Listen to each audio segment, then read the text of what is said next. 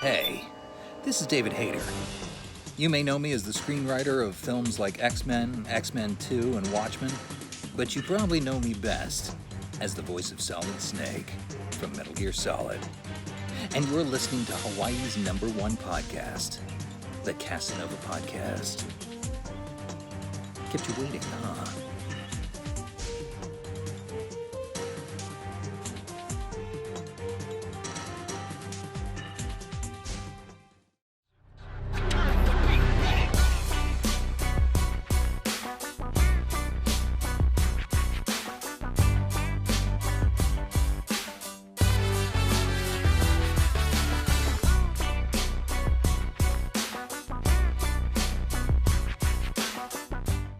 All right, and welcome everyone to another episode of Hawaii's #1 podcast, the Kasanova podcast. I'm your host, Mekel Kasanova, and I've got the honor and privilege of having the one, the only Cptn Alex on the show. Alex, how are you doing? How's your day going? I'm doing fantastic. How about yourself? Thank you so much for having me on.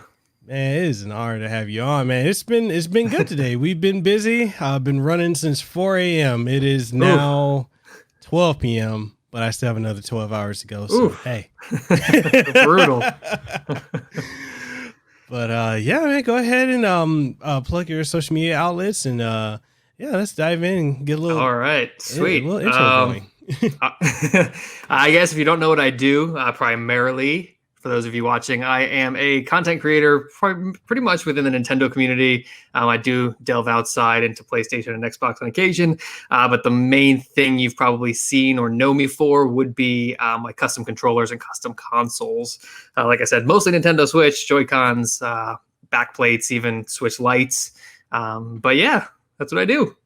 Awesome. And where can people find you on social media? On Twitter, it's at Cptn Alex, spelled just like you see it right there, except there's an underscore between Cptn and Alex. And then on Instagram, it's just at Cptn Alex, just like that. Okay.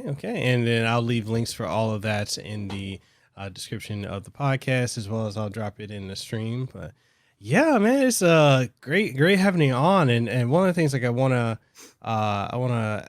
kick the show off with is like, what got you into gaming? Like, what was that moment that really had you like, yes, I love this? Oh man, I don't know. I think I just kind of always grew up with it. I had a Super Nintendo growing up, played a lot of Super Mario World and a lot of Super Mario All-Stars. So now that that's back on the Switch, that's a huge deal for me. I'm really excited about that. Yeah. But yeah, I kind of just grew up around it, and then we moved on to the N64, and then I don't know. I was always a pretty shy and reserved kid, so I think I always just fell back on gaming more than anything else. And I fell in love with Pokemon growing up, and I made a lot of friends, and all my friends were playing Pokemon, so I think I've just always been in it at this point. Isn't it crazy to think how long Pokemon has been around? Yeah, it's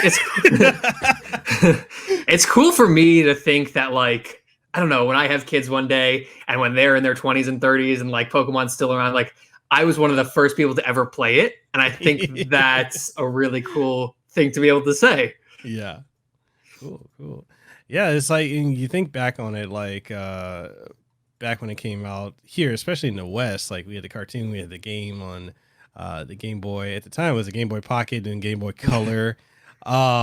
It was insane because I don't think we ever thought that was going to take off to the extent that it did, because I mean, you had Pokemon going, you had Digimon going, you had the Tamagotchi going, like there was so Monster Rancher, so much was just at that. It was the era of the Pocket Monster.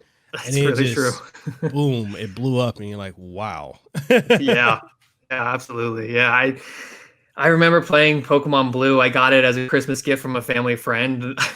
I remember I couldn't even figure out how to leave my house in the beginning. Like I couldn't figure out that the little like square by the front door was like a doormat, and that's how you left. I remember walking around for probably like, it felt like an hour in my head. It was probably 10 minutes. But I remember just not being able to figure it out. And then like the next morning, my brother was like, "You literally just go right here." And I'm like, "Oh, okay." There we go. I thought I was able to figure out the game from there. But yeah, no. It's crazy even to go back and play those games and see how far we've come for the monster hunting, the monster catching genre in general. There's so many different ones now. I know Nexomon just came out, and I'm really enjoying that one, Nexomon Extinction. So the whole genre is just, it's crazy how far we've come. Like, in That was actually one of the games that I'm actually working on a review for next month. But what has been your experience with that so far? Like, what are your thoughts in comparison to like the other monster catching games that we have out or have grown up with? Um, not super far in. I'm probably 3, maybe 4 hours in. I haven't had a ton of time to play lately. Mhm. But I like it a lot. I really like the art style. I like the hand-drawn art in pretty much any game. I really like the way that developers are doing that nowadays. So I really like that. It obviously reminds me of the older Pokemon games because it's the top-down view instead of being 3D environments. It's more, I want to say it's more open world. They don't really force a direction on you. There's obviously a main Mhm. storyline, but if you deviate off of it, there's no consequences. You're not going to get attacked by these crazy leveled monsters. I think, if I remember correctly, I think I remember reading that the monsters in the wild level up as you level up, so you can really Yeah. go anywhere and everywhere without any consequence, which makes it feel kind of more alive. So Yeah. I'm really excited to see where the franchise goes because it also pokes fun at itself. It pokes fun at Pokemon. It doesn't take itself too seriously, so it's just a really fun game. Yeah, definitely, definitely, man. And going back to like growing up with gaming, like how does it feel? Like it's one of the questions I like to ask a lot of my guests, like when it comes to, gaming, growing up in gaming with like the 80s and 90s to gaming now, like how similar and how different is it in your opinion? Oh, geez. I've been thinking about this a lot, especially after the event today, the partner showcase. Yeah, The that was the wild. Balin's Wonderland game that they showed is one of the first co-op games that I've seen in a really long time, like a couch co-op where you could just play through an adventure game Hmm. with somebody in your household without having to be online or having a second Switch or something. So I think that's probably one of the biggest things that's so different is everybody has shifted to just strictly online multiplayer, Hmm. and that family environment is gone in a lot of ways, which is kind of, I mean, like I remember growing up playing Super Mario and being able to play as Luigi while my brother was Mario or vice versa. Hmm. And that's how you build those memories. And now that doesn't exist unless you own 2 Switches and have 2 copies of the game and you're online or using local. But either way, it's not the same experience. So I think that's probably the biggest thing that I see that's so different. Yeah. I actually talking earlier today with the CEO of Delala Studios, and he was saying the same thing about how gaming has radically changed so much in that sense of the local couch co-op, feeling is almost gone. And Yeah. it's almost in many ways to a lot of this newer generation, that's a foreign concept. And like for us growing up, like that was, passing the controller or Right. alternating off, it was really a different era that we came up in. And I'm glad that a lot of companies, especially Nintendo included, are pushing to maintain and keep that aspect of communal gaming alive. So Absolutely. Yeah. Yeah. It became really apparent. My wife just started getting to gaming a little bit more. mhm. And we were looking through like all my Switch games, which I think I have close to 200 now. And there was maybe like 4 that were couch co op playable. Mhm. Um, and so we were really limited on options. It came down to we started playing Link's Awakening, and I just Mhm. let her play through it while I watched because like we couldn't really play it together. I mean, obviously Zelda, that's one of those games that you really it's never been multiplayer. Um, Yeah. but there's literally, I mean, I probably have 5 games in my collection that we could even do that, and she wasn't interested in most of them. So Okay. Yeah, it's really a shame. Yeah.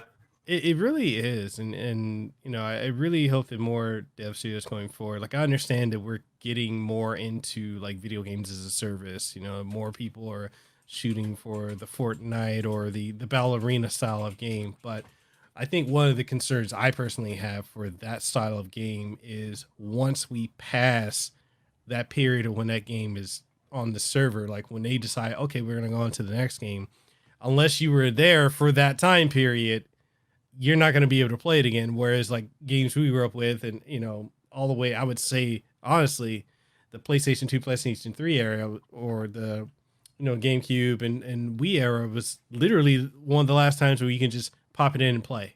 I Right. really, I'm a little like, there's a part of me is concerned about that going forward, but like, I don't know, like it's gaming's changing. It's changing rapidly. Yeah, absolutely. And I think honestly, I think that's why I am so passionate and why I have that collector sense, because I want to keep these experiences and I want to be able to go back 10 years from now and show whoever, whether it's my kids or a friend that's never played. Losing, like, video games are art. They're a part of our culture. So the fact that we're making these games that are basically limited time, it's weird. It's a weird concept. But man, so getting into like content creating, man, how was that journey? Like, what were the steps that, or what was that moment that was definitive for you for wanting to become a content creator? I have always been a type of person, like, I've always wanted to be a content creator. I grew up, my original passion, what I wanted to do for a career was I wanted to get into like film and do like movie, TV, video production type stuff. That didn't work out. I didn't go that route. But I was always into like the YouTube thing. I grew up with YouTube. I mean, it came out, like 2005. I was in like middle school when it came out. So I grew up with the young generation of YouTube. Obviously, it's changed quite a bit now. But it was cool to see that anybody could start making videos and anybody could start making their own podcasts and whatever. So I've always had a passion. I just have never had the time, or I don't know, when I was younger, I didn't really have like the personality as much to go out there and put myself out there. Lies. I was super shy growing up. But then when the Wii U came out, I started venturing into like the Instagram content creation, where I've always really liked art. So I started with custom amiibo, and that's actually where I really started to get into content creating. Was every time a new amiibo came out, I would want to make a different Smash variant color or a different costume completely, like turning, I think one of my first ones I ever did was Captain Toad, because I just really love Captain Toad. So when the Toad amiibo came out, it was a no-brainer for me. So that's really where I started as a content creator. And then I've always done YouTube videos, like every now and then if I'd find something cool or I'd want to do like a review on it, something like that. But never like serious. And then once the custom amiibos came out and I saw how well received they were, I was buying amiibo like crazy as often as I could see them to customize them. And then I built a Nintendo audience from there. And then eventually I moved on to the controllers and stuff. And that's when it really blew up. It's been crazy since then. Nice. And definitely, man, I want to dive into that because you have your own business, you're an entrepreneur as well. And how has that been, the entrepreneur journey? Like, and it's crazy, since that we're seeing now, especially, given the pandemic and everything, a lot of people are taking the venture into being entrepreneurs, but you've been doing it for a while now, man. And how's that journey been? Yeah, I mean, it's been a wild ride. When I started it, I never thought it would be where it is now. I started making custom controllers in 2013, September, actually, 2013. And wow. I started with like decoupage comic books on controllers, which I thought was super unique at the time. Everybody had painted controllers. There's a million companies out there that do what I do. I don't personally think to my level, but there's a million companies that paint them. So I found this really cool niche where I was like, hey, if I like Captain America, which obviously was super big, superheroes were booming at the time, they still are. Let me interrupt you. No, they don't do it to your level. No. Thank you. Appreciate it. So I found an old Captain America comic book. He's my favorite superhero. I sat down, I took apart my old Xbox 360 controller, I glued all the pieces down, and then I clear coated it a whole bunch of times, and it came out really cool. And I was like, hey, if I think this is really cool, there's probably at least one other person on the planet that might think this is cool. So I threw it up on Etsy, and it was really well received. I mean, I wasn't making $1 million a year, and I was probably making even like 5,000 a year, but it was a steady income for someone. And I was in my early 20s at the time, I think. So it was really cool. And then once the Switch came out and I did the Joy-Cons, and the Nintendo fandom is just awesome. Like, they're so supportive of what I do. And they're so passionate about Nintendo. So I think the way that I'm able to put my passion for Nintendo into my projects is what really drives people to like them. And so once I got into the Joy-Cons and I got into the Switch, it really just exploded. And I think the awesome thing about the Switch is that the Joy-Cons are so easily swappable. So it's the easiest way to have a custom console for the lowest cost. You could buy a new set of Joy-Cons any day of the week and completely change the look, make it match your outfit, make it match your favorite game, whatever game's coming out that week. So I think that probably helped boost it a little bit also. Nice. And, you're also a Nintendo brand ambassador. How did that come about? Because it's very, very, very difficult to get into that program. But when you're in, like, I've heard a lot. Like, I have a lot of friends that work for Nintendo, and they're like, man, it's amazing, getting to work with the ambassadors. So, yeah, what's your experience been like so far? So I am not a Nintendo brand ambassador. It is in my bio. It is partially a joke, and I did it, and when I did it, I did put it out there into the world that like it wasn't true. Like I put it out there that it was a joke and it wasn't true. Obviously, if people didn't see that tweet, that's where the confusion comes from. But I did it when Woodhawker, he was like recently like removed from the program. Yeah. So we'll get into like a lot about the brand ambassador because I have some feelings. Hey, open forum, you can say what you want. So I did it after he like pulled out program. He's one of the biggest Nintendo YouTubers. I don't watch a ton of YouTube honestly, but obviously everybody knows who he is. Yeah. So the fact that they would take away being a brand ambassador from one of the biggest people, and then they were so kind of rude about it, where they were like, take it out of your bios, like take it off of all your old videos. Like we don't want anybody to know that we're associated. I just thought that was super rude. So I was like, hey, well, I'm going to put it in my bio and let them tell me to take it down. Let's see what happens. And so far, nothing's happened. I've had a lot of my followers be like, oh, Nintendo's going to send you a cease and desist. And I'm like, dude, what are they going to send me a cease and desist for? I'm not breaking any laws by saying I'm a brand ambassador. I'm not doing anything super shady. I know it's a little deceptive, and I'm probably going to take it out. It's been a few months now. But yeah, I did apply for the Nintendo brand ambassador program, and it's a frustrating story, but I haven't actually how we came to know each other. I saw one of your tweets about it and I responded to it. Yeah. Go ahead. So it's a long, convoluted, and frustrating backstory because I wrote to them. It was like 2 years ago now, and I had like 8,000 followers on Instagram at the time. And basically, they were like, "Hey, we like what you do. Write us back when you hit 10,000 because we have our plan." Basically, right? So that's what they tell everybody, which is, I mean, it's frustrating because it's not true. Once you hit that 10,000, obviously it's not a golden ticket, which that's fine. Okay. It's not a golden ticket for everybody, but it wasn't even like an easy path once I hit the 10,000. I hit the 10,000 and then they were like, okay, great. We're going to review all your information. We'll get back to you. And it was a lot of back and forth for a few months of like me just being like, hey, just checking in. Like every few months I'd be like, hey, haven't heard anything. Hey, haven't heard anything.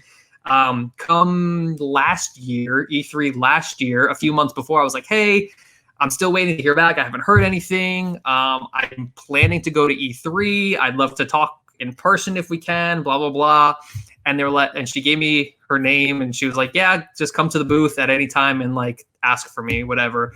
So we went to E3. I asked for her. She was in a meeting or she was out to lunch or something, but I talked to somebody else that was on her team and she's like, oh yeah, I work like directly with her. And that girl was basically like, well, the program is kind of in flux right now. We don't really know what we're doing. We're like kind of letting people in. We're kind of not. We don't really know what's going on with it. It might be changing. It was basically it's not a no. We're just kind of up in the air right now. We don't really know what's going on. But she left me with, if there's any games you want to review, if there's anything specifically you want to cover, just send me an email and I'll send you whatever you want to cover. And I'm like, oh, I mean, that's better than nothing, right? I might not be invited out to all these events. I don't need them to pay for me to go to these events. I would love to, but something's better than nothing. Let me get my foot in the door. A few months went by, still hadn't heard anything. I did ask once or twice for review copies or literally anything that was laying around for them to send my way. Nothing ever came of it. Months and months, it was literally back and forth. And then I want to say the end of last September, I think it was, I was just like, all right, at this point, like I'm kind of giving up. I don't know what to do at this point. I'm going to give them a few months. I'm just going to not talk to them for a few months. I'll come back in a few months and we'll see what happens. So a few months go by this year. I believe it was March or April. I wrote to them and I was like, look, I know I basically was working on controllers at the time, and I was like, all right, we're in a pandemic. I know they're working from home because I follow so many of them on social media. I follow so many people that work for the PR company that I've been in contact with. So I know they're all working from home. I know they can't be super busy because E3 is canceled. All these events are canceled. So they've got to at least have time at this point to answer my emails because there's not much going on in the Nintendo PR space right now. Yeah. So I wrote to them finally after literally probably 4 or 5 emails getting completely ghosted and ignored. I wrote to them in like March or April, and I pretty much received a response immediately. Wow. And yeah, for the first time after they ghosted me for so long, they finally decided to respond back. And they basically told me no. I was like, you guys strung me along for 2 years. Like, you gave me a maybe. You're currently being processed. Like, we're waiting for Nintendo to get back to us. And then suddenly, out of the blue, I write you again, and it's a firm no. You guys could have told me no 6 months ago, because I'm sure Nintendo didn't write to you the same minute that I wrote to you. Yeah. So what's the deal with that? You guys just didn't follow through, and I feel like that's a super crappy thing to do, especially when I've written to you 5 times and you just ignored me. Yeah. So it was basically a no, and it was a no because of what I do. It was basically like, we can't associate ourselves with anybody who does custom work, which is, in my opinion, a bunch of bullshit. It is. Because there are plenty of ambassadors in the program. It was we can't associate with people who do custom work and profit off of it, or profit off of the Nintendo IP. But it's a bunch of bullshit, because I don't like throwing names out there, but Gonda Chris is a huge amiibo artist in the community. She was selling her custom amiibos when she was taken into the program.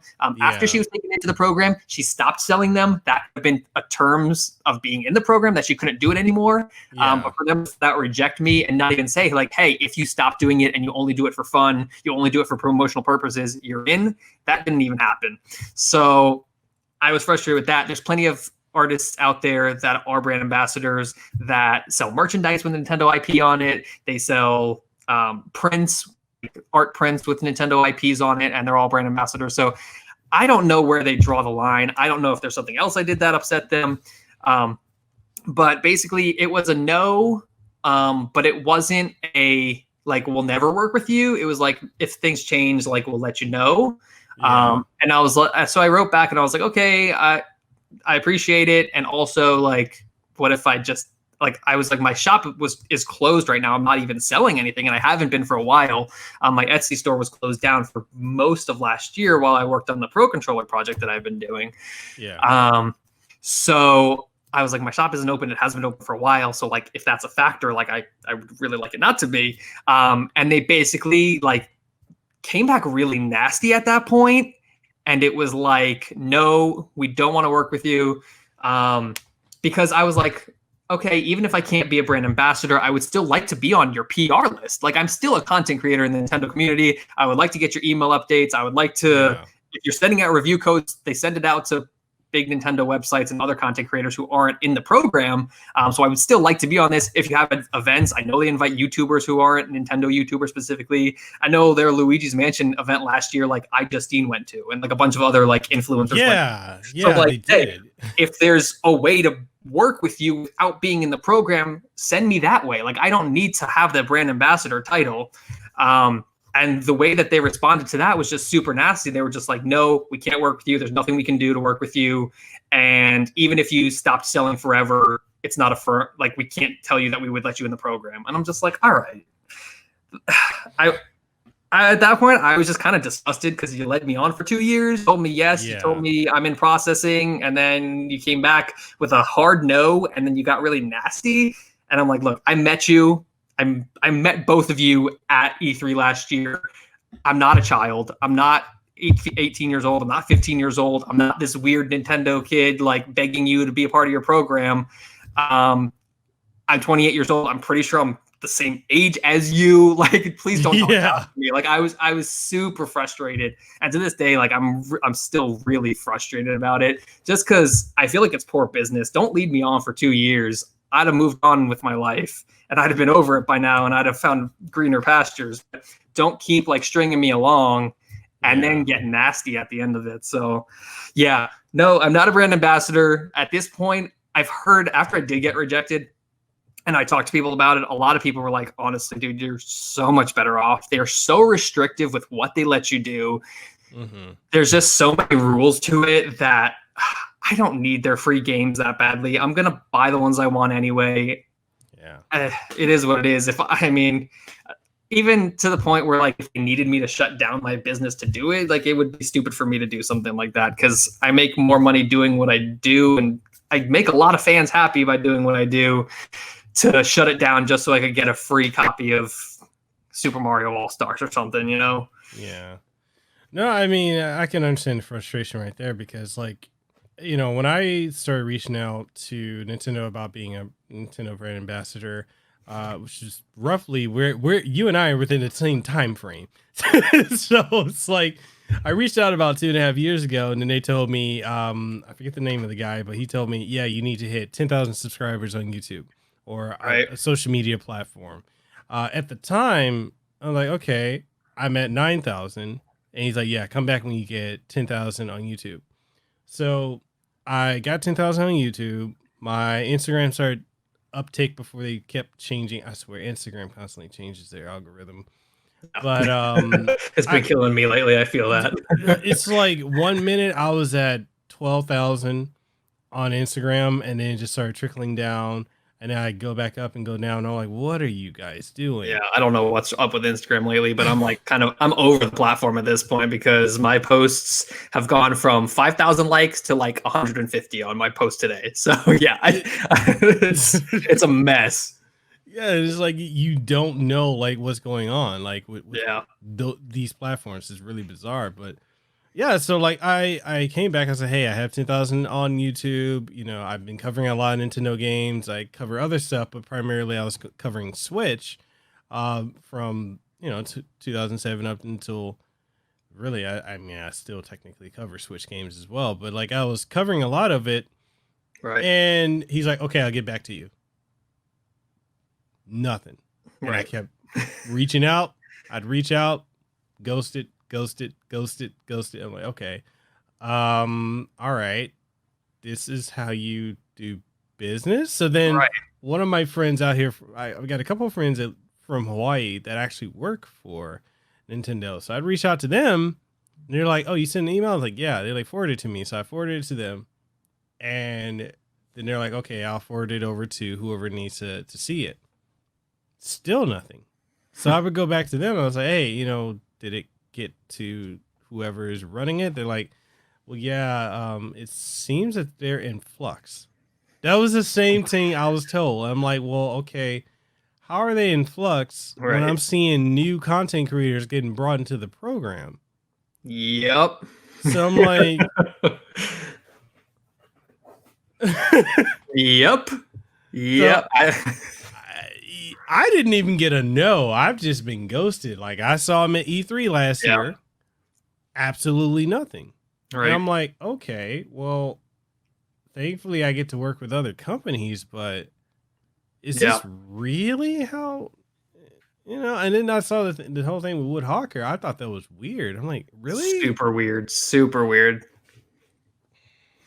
Yeah, no, I mean, I've been fortunate that I've made so many friends that are brand ambassadors, that I've kind of been able to benefit off of their privileges a little bit. By that, I mean, one of my really good friends, Ray Strasdas, we were at E3 last year and we met up and he was alone. His girlfriend didn't come with him last year. And I was like, hey, if you need somebody to help you film stuff when you go on the booth tour or you go to the Get Demo tour, I'm glad to do it for you. So I got to go into the Nintendo booth. I got to go upstairs and do the private thing. And that was really cool.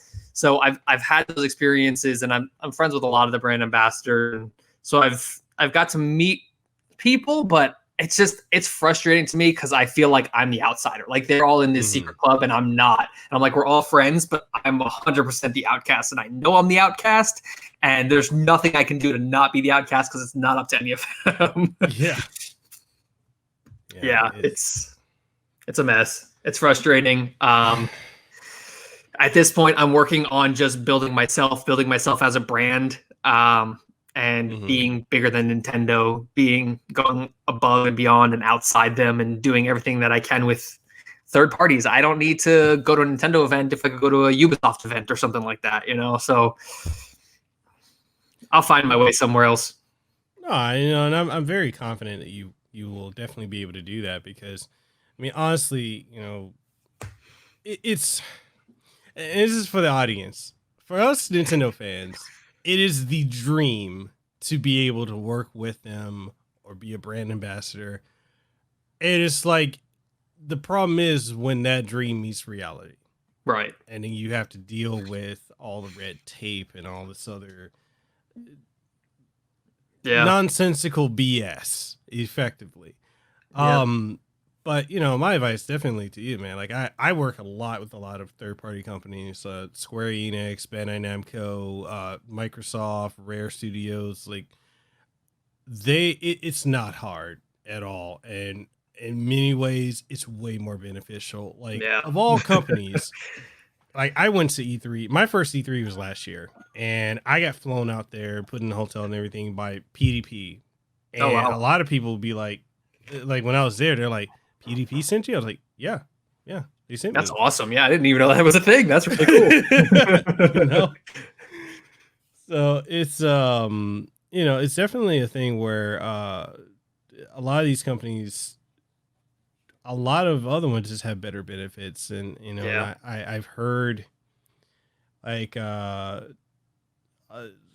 Nintendo brand ambassadors, I know many of them too, where they're like, there's a lot of restrictions and what you can and cannot see in reviews, or what you can and cannot show. And I feel like as a content creator, that's like putting handcuffs on us. Right. So, right. Yeah, no, I totally agree. And it makes me feel better. And I knew all of that even when I was applying. I was like, well, I really don't talk bad about Nintendo that often that I'm going to feel like I'm restricted. But yeah, no, it's hard because I understand wanting to keep brand integrity. And obviously you don't want some of your most dedicated and loyal customers talking poorly of you. But at the same time, you can't force them to be fake, because it's gotten to the point where some of the people I'm friends with, I can't tell if they're being honest with me anymore when we have conversations. I'm like, is this what you're actually saying or what Nintendo's telling you to tell me? Because I don't know. It's hard. Some people are just so chipper and so upbeat all the time that I'm like, I don't know if that's really you or like that's your Nintendo personality. And that's one thing about me. I try to be as real and as honest as I can be. And yeah, I think it probably long term would have been a problem for me, because I can only hold it back so much. At some point, I'm going to make some kind of sarcastic joke that Nintendo's going to be like, "Oh, you're out." But yeah, that's awesome that you worked with PDP. I would love to do something like that. I'm currently kind of talking to Power A. Somebody tagged Power A in one of my posts the other day. I tweeted about, they sent me some products to show off when the embargo is lifted, and I tweeted that I really liked them, even though I can't show what they are yet. And somebody said that I should work with them and tagged Power A in it. And Power A came back and said, we would love to work with you, and then sent me a DM with contact info. So I shot over a DM and I was like, hey, I'd love to work with you. I'd love to design controllers with you, maybe do an artist series, limited edition, certain whatever stuff that I design on your controllers. I haven't heard anything back yet. So I wrote to them again on Twitter. I was like, hey, I just want to make sure this email was correct. And they said it is. They're just kind of overwhelmed, and it's because of the pandemic. They're all working from home, and there's really only a few people answering emails right now. So they're definitely going to get back to me. I haven't heard yet. So I'm excited about that. I'm cautiously optimistic, because that would be life-changing if I could get my designs onto Power A controllers. I'm sure there's a lot of red tape. I don't know if I would be able to do licensed designs. I don't know if I would be able to use Mario, design a Mario controller myself and have Power A put it out, or if it would have to have like my logo on it or something. But you probably could, just because they already probably have a licensing deal with right. Nintendo, so they could probably find a way for you to work with them. But no, Power A is phenomenal. I know a lot of the guys over there. That's a great company. Yeah, so I'm really hoping, because they're fusion controllers with the swappable faceplates. I would love to, because they don't have one for the Switch Pro controller yet. They have Xbox, and I think they have the Switch like Fight Pad. I know they have Yeah. a Switch Fight Pad. They're magnetic faceplates. They actually sent me one when those first came out. I customized one of the Fight Pads to be Mortal Kombat themed when I posted about the Power, when I announced it to like my followers. And if I can get them to make a Switch Pro controller, and I could just design the controller and then a bunch of faceplates that people could buy, that's like my ideal product. I want to make it cheap, or I don't want to say cheap. I want to make it an inexpensive way for you to customize your controller on the fly. A new game comes out, just buy a faceplate. You've already got the controller. So, I mean, that would be my dream. I think if I could either manufacture my own, or if I could work with PowerA to get it done, since they already have the licensing, that would be incredible. So I'm hoping to hear back some good things from them. But yeah, that's where I'm at. Yeah. I mean, and it's just, PowerA is a great company to work with. I know PDP is doing a lot of things, definitely with the Switch. They have a lot of accessories that they're working with. Razer has a lot of things. Like, I can't really talk too much about what Razer's doing, but they've got some stuff in line for the Nintendo Switch. That's another company you could definitely try and work with. Cool. I partner with Razer frequently. But it's so much opportunity that, thinking in hindsight, like being locked down to Nintendo maybe is a blessing in disguise, Yeah. not being stuck with them, because there's so many other opportunities out there. And I mean, have you ever thought about I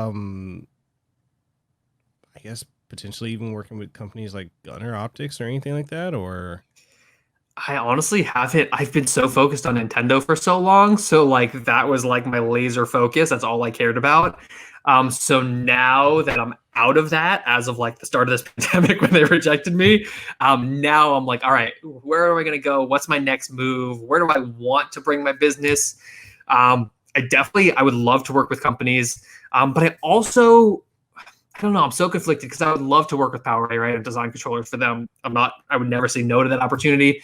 But at the same time, I think right now, and I don't know how successful it's even going to be, or if it's going to be even possible, I'm trying to get licensing for some games on my own, and produce special edition, limited edition controllers, essentially a limited run or a super rare games, but for controllers.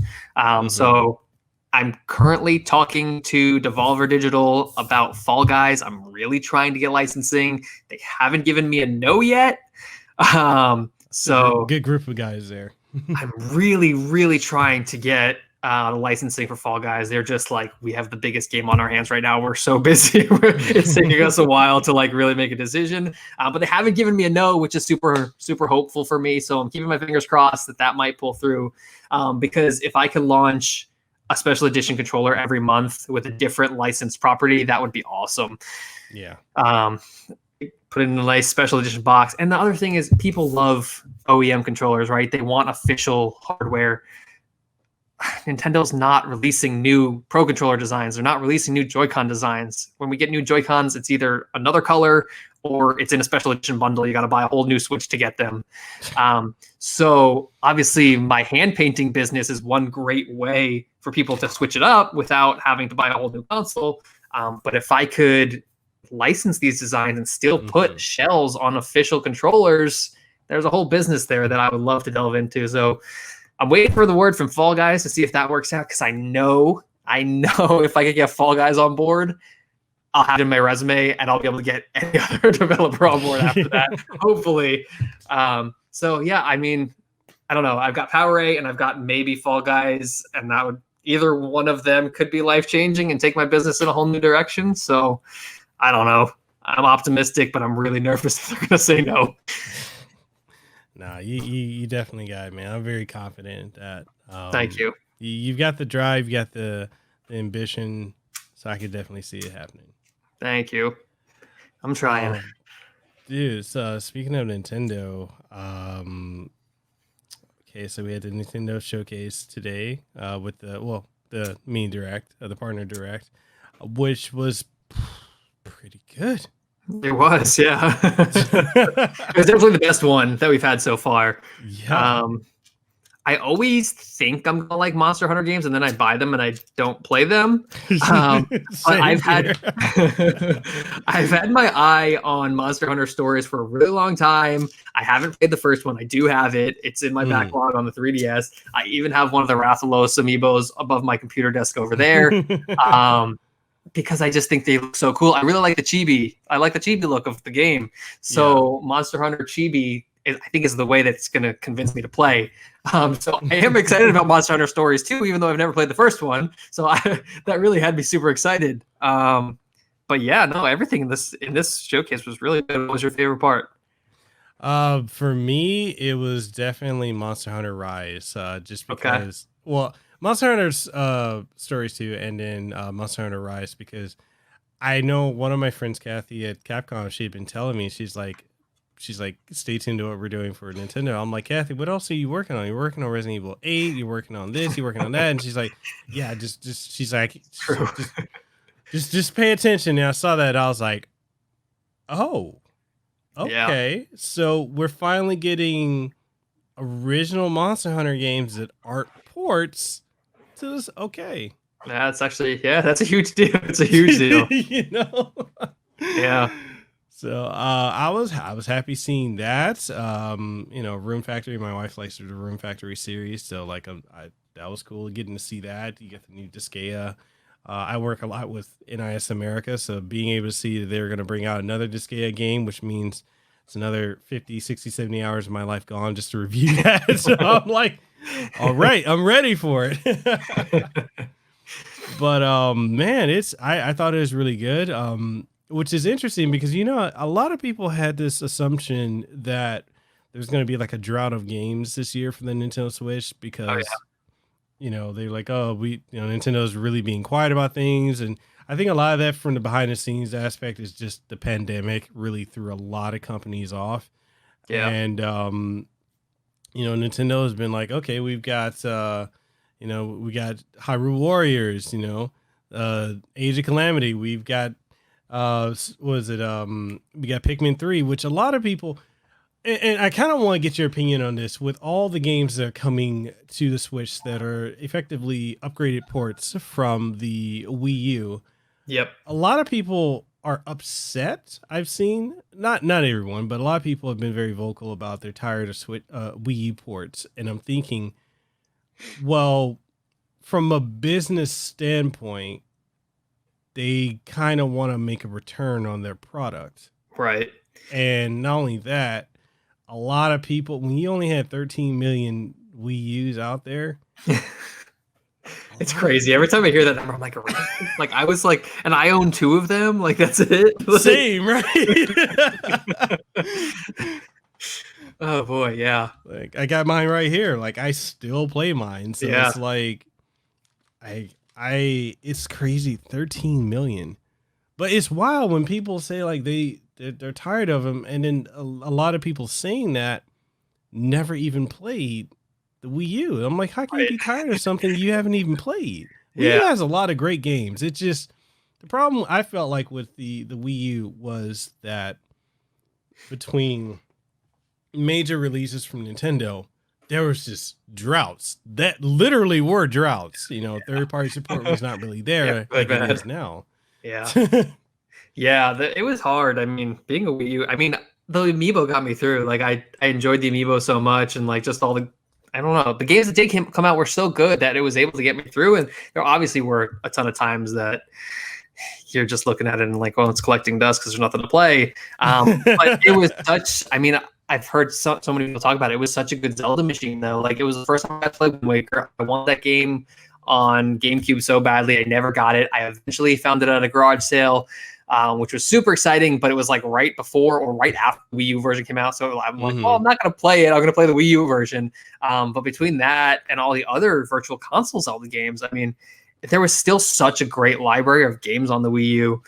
But in regards to support coming to the Switch, I've joked about it a lot. I always make fun of it every time a new port comes to the Switch. What's frustrating to me is that everybody's like, oh, now the Wii U is worthless. Every time another port, like, okay, well, only one more, and then there's no reason to own a Wii U anymore. And I'm like, for me personally, the Wii U will always be the best way to play those games because they were designed around that console. Yeah. You can't play Lego City Undercover, and I know that's probably not the best example, but you can't play that game the same way on any other console. That was a Wii U console exclusive at launch. It's the best Lego game that they've ever made, in my opinion. And it was made specifically for the Wii U. All the features, they work so well on the Wii U that most of those games that were made for the Wii U were built around the Wii U hardware. And you can port them, but it's just not the same experience for me. So I don't mind that they're porting them. I just don't care. I haven't bought most of them. I've bought a few of them, but I haven't really bought most of them. Plus, they've never ported the original Splatoon, which is a shame because that game is amazing. Obviously, off the Splatoon franchise. And the fact that most Nintendo fans will have never played the original until maybe they'll port it in like 10 years or something is a shame because I love the original Splatoon. Callie and Marie, way better than Pearl and Marina. Yeah, I agree. But whatever, nobody's gonna even know who they are soon. So yeah, no, I haven't bought. I think I bought one or two of the ports, and they're obviously, even when they come out, I'm not like jumping to play them immediately because I've usually played them already. I'll definitely be picking up 3D World because that one is one of my favorite Mario games, and it doesn't get the respect and love that it deserves. It doesn't. I don't know why. I think I don't get nobody's it. played it. I don't know. I don't know. I honestly don't know why that is, but it's such a good game. Yeah, and it's like Even, oh, go ahead. Even when they added the 3D World elements to Mario Maker too, it was like some of the most unique ways to change the courses. They took a 3D game, gave us the 2D elements from it, and those courses are super fun. The clear pipes, like I had so much fun making 3D World type games in Super Mario Maker 2. Yeah, definitely. We got our guys in the chat. He says, let's face it, the Wii U led to the Switch, so it was an important step. That's how I see it anyway. Basically, I mean, the Switch is what I feel like they really wanted to do with the Wii U. Absolutely. But, the technology just was not there at the time. And that's one of the things you think about Nintendo. Nintendo has set so many trends. They've done so much forward thinking when it comes to game design, but a lot of times the technology is just not there. Zero Fnatic says the Wii U also has all those NES, SNES, 64, DS, Wii, TurboGrafx, GBA games you can buy on the Wii U eShop still. Yeah, it had a lot of variety. Yeah. He said, why is 3D World not part of the new Mario All-Stars? Makes no sense.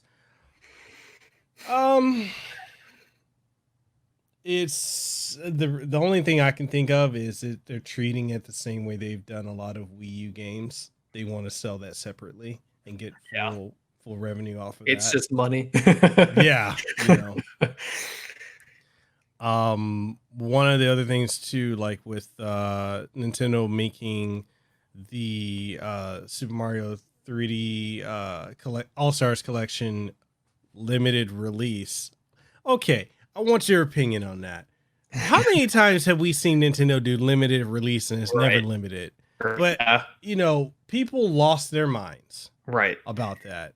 What is your take on it? Yeah, I've tweeted out the same thing. I'm like, they told me the NES Mini was limited release, and then I didn't get one. I didn't get a pre-order. Wasn't able to get one in stores. Overpaid on GameStop because they made me buy a bundle. Like they sold the NES Mini with like a Link backpack and like 4 other Legend of Zelda things that I didn't want. So I paid like $150 for the NES Mini with all this other garbage included. And then it got released like a few months later. I'm like, all right, if you're going to make something limited release, make it limited release because people are going to pay scalper prices, right? You're telling them they can't get it anymore. So they are going to pay above market value because that's just what you do. If you're a collector and you want something and it's sold out, you have to pay above market value. It's not going to be under market value. So you've got to pay what you got to pay in order to get it. But now I just feel ripped off because he told me it was limited. It's not, it wasn't. So yeah, I mean, I've definitely tweeted that it's probably not limited release. It'll probably get another run. Maybe they'll add something, or I don't know what they're going to do with it. Maybe they'll just release them all individually. They'll release them all digitally, individually. I don't know. They're going to do something with it. Even if they don't, I don't think just because you don't have a pre-order now, that doesn't mean you're not going to be able to get it. I think they're going to continue printing them until March 31st. And then I think they're going to stop printing them. And they'll still be on shelves well into next year if they print enough before then. That's just my opinion. I don't know if it's true. I don't think they only made, 500,000 copies or 2 million copies, whatever it may be, and then just stopped because they're like, oh, we're only going to sell enough till March. I think they've made a ton. All the retailers have their copies pre-ordered. And then I think they're going to continue to manufacture them. And in 2 months from now, around Christmas, you're going to see them getting more stock as they continue to be produced. I think it's just the first wave. And I truly think that come March 31st, they're still going to be sitting on the shelves because if Target buys them, they're not going to send them back to Nintendo if they don't sell. So yeah, I don't think they can really force any retailer to hard stop selling them at any point. I don't know. Yeah. We'll see what happens, but I really don't think it's going to be an issue. No, it's just seeing how like so many people were just, literally having meltdowns about it. And I'm still seeing people still having meltdowns about it. I'm like, we've been through this so many times. Like, it's like, why? Like, yep. Yep. I just don't, I don't get it. I mean, this is not the same situation as with GameStop having exclusive rights to Xenoblade Chronicles. Like, it's not that type of situation. If anything, I feel like what it's doing is it's opening up the door for them to one, I can understand how it pisses off people, but from a marketing standpoint, it's kind of brilliant because it's like guaranteeing you're going to get your money. Right. But at the same time, I think what they're also going to do, and they're slowly integrating this in, I think we're going to get, just how we have the NES Online and the SNES Online where we can download and play the games. I feel like they're slowly going to integrate 64 Wii or 64 GameCube and Wii. I think that's slowly what they're doing with that. They're going to roll that out because, do they really want to go the eShop route again? Like you buy, go back to like the Wii. You bought stuff on the Wii on their eShop, and then you got the Wii U. You have to buy the stuff again. Right. Which is an area that Nintendo really needs to work on as their digital marketplace, but it makes more sense to integrate that type of a service that they're doing with the NES and SNES than it does to make it okay. You're gonna pay $7 or $10 per game, again, and it doesn't follow over. So I don't know. It seems like it's a segue into that potentially, but absolutely. I mean, yeah, with the way that Game Pass is going with Xbox, I could see Nintendo doing the same thing. Well, we need somehow to pay for our online servers. Most fans don't like paying to play their games online. So let's give them some free games. They want these ones anyway. Let's add them in. And I definitely see it. I mean, why not? Of course, if they do release N64 online, they're going to need to put Super Mario 64 in it. You can't have N64 games without that. And especially, Rocket League went free, I think it was today. I'm annoyed that I paid for it now. It's sitting in my backlog. I haven't played it yet, but now I could have gotten it for free. So I think it's going to be the same thing. Yeah, well, let's bank on it right now. We're going to get millions from selling physical copies of Super Mario 64. And in a year, we'll put it out for free on the online service. And too bad, so sad. Yeah. Other than that, the other thing I feel like this is going to lead into with them doing this with Mario, I feel like next year they're potentially going to do something with like, Zelda. Like I'm thinking potentially a Zelda 3D Anniversary Collection as well. I mean, Ocarina of Time, Majora's Mask, Twilight Princess, Wind Waker, maybe Skyward Sword with better controls.